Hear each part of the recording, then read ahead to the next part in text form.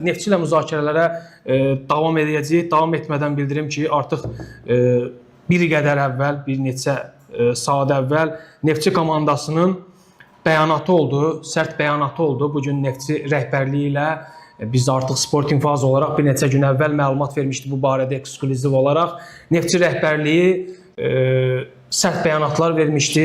Təbii ki, rəsmi olaraq yox, qeyri-rəsmi səviyyədə öz narazılığını bildirmişdi kəskin şəkildə və bugün AFFA-da görüş olub. Səhər saatlarında Neftçi rəhbərliyi ilə AFFA rəsmiləri arasında görüş olub və orada da Neftçi öz iradlarını bildirib və bir qədər əvvəl Neftçinin sərt bəyanatı oldu.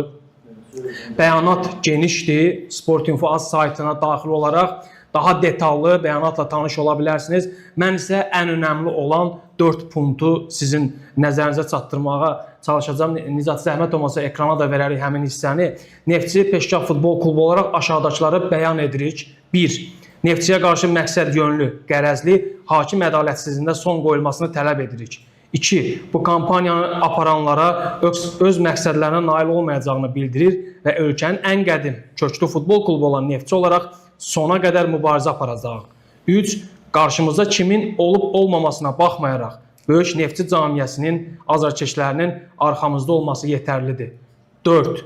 Bütün çətinliklərə rəğmən Neftçi Azərbaycan futbolunun flaqmanı olub, var və bundan sonra da olacaq.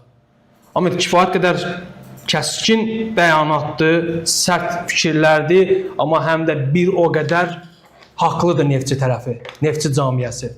Nə baş verir Neftçi ətrafında? Elə ən son Zirə ilə oyundan başlayaq, ümumi mövsümə nəzər yetirərik. Komanda qalib gəlirdi, hər şey komandanın 3 xal qazanmasına doğru gedirdi və bir anda yenə baş hakim İnqilab Məmmədovun verdiyi qərarlar bütün aləmi qatdı bir-birinə. İstəyirsən, Xanoğlan, ən önəmli cümlə ilə başlayaq. Zəhmət olmasa ən son o Neftçinin bəyanatlarındakı 4-cü maddə var. Bir dənə onu yenidən səsləndirir zəhmət olmasa. Bütün çətinliklərə rəğmən Neftçi Azərbaycan futbolunun flaqmanı olub, var və bundan sonra da olacaq. Yəni bu söz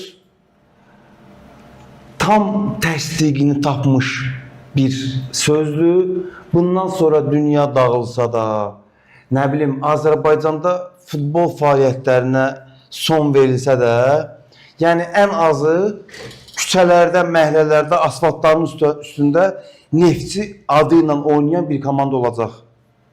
Yəni Neftçini heç zaman, belə deyək də, nə qədər ki dünya var, idman var, futbol var, Azərbaycan futbolunda, bu 4-cü maddə ən önəmli maddədir bunların içində.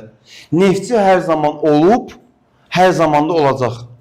İstəyir sponsor olsun, istəyir Azərbaycan futbolunda ümumiyyətlə futbol dayansın, nə baş verir versin, ən real bu saydıqların içində hal-hazırda ən real maddə bu idi ki, bunu vurğulamaq önəmli idi.